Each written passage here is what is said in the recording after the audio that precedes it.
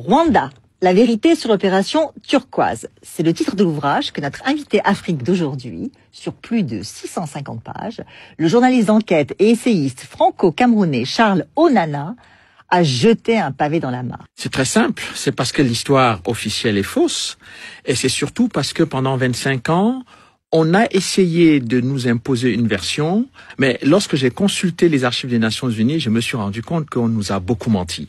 Et donc, quand même important, c'est que lorsque le président Kagame a quand même déposé une plainte devant la 17e chambre contre moi, il n'y avait pas que le président rwandais, il y avait l'État rwandais. Donc, j'ai eu 2 grandes plaintes qui ont été retirées 48 heures avant le début du procès, massivement massacré. Et je pense, et j'ai l'habitude de dire que, en fait, ce que les gens ne comprennent pas dans cette histoire-là, c'était que toute cette aide à Kagame, c'était pourquoi? C'était pour obtenir les mines de coltan et des diamants à l'est du Congo. Parce que les gens ne comprennent pas. Et, bon, on reste sur le massacre, etc. Mais on a laissé tout ça se faire parce que ceux qui voulaient mettre Kagame au pouvoir devaient être récompensés par les mines de coltan et des diamants en République démocratique du Congo. C'est pour ça que la République démocratique du Congo aujourd'hui vit une situation terrible, c'est-à-dire qu'on a dépassé le nombre de morts qu'il y a eu dans la tragédie rwandaise. C'est-à-dire on a dépassé l'ensemble de la population rwandaise de 1994, c'est-à-dire près de 6 millions de personnes. On est à près de 10 millions de morts au Congo et personne ne veut en parler parce que parler de ces morts-là signifie interroger le rôle et l'action de Kagame et du Rwanda sur le territoire congolais. Son premier ministre, Edouard Balladur, quand il a dit non, il faut qu'on fasse l'opération turquoise au Zaïre, c'est-à-dire le déploiement de l'opération turquoise, c'était à Goma.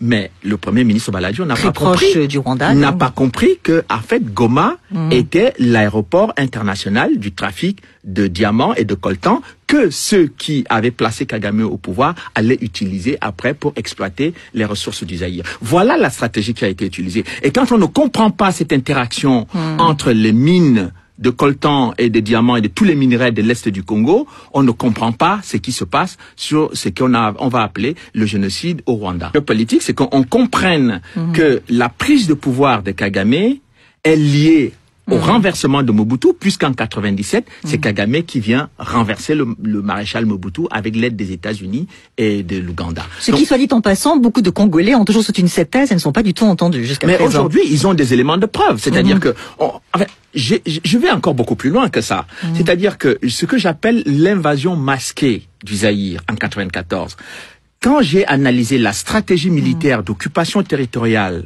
du Rwanda, je me suis rendu compte que Paul Kagame a fermé la frontière avec la Tanzanie, a fermé la frontière avec le Burundi, et toutes les populations étaient dirigées vers l'est du Congo, parce que il y avait en prévision d'envahir le Congo. Mais on ne pouvait pas envahir le Congo comme ça, brutalement, militairement. Il fallait qu'on trouve un prétexte. Et le prétexte, c'était lequel?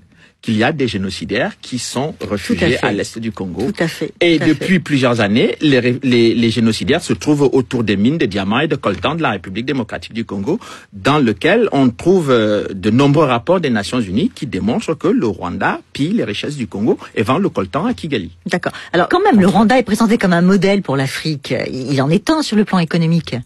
Non, mais ça c'est de la propagande d'ailleurs. Ce qui serait intéressant, c'est qu'on sache d'où... Écoutez, quand on me parle du Ghana, on me dit que le Ghana est un pays qui se bat, mais parce que le Ghana travaille qu'avec ses ressources. Le Ghana ne va pas piller les ressources de son voisin.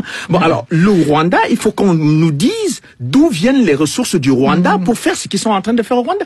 Je pense que ce soit les Occidentaux ou les Africains qui prennent le Rwanda comme modèle, il faut qu'ils demandent clairement d'où viennent les ressources du Rwanda pour construire ce pays. Si on viole les femmes à l'est de la République démocratique du Congo et qu'on se tait, si on massacre les populations civiles, si on utilise les enfants dans les mines de diamants et de coltan, si chaque jour les populations congolaises sont en instabilité permanente jusqu'à la tête du pays, parce que le Rwanda mène des incursions qui sont aujourd'hui démontrées par la MONUC, je pense que ce n'est pas très sérieux, ce n'est pas très correct.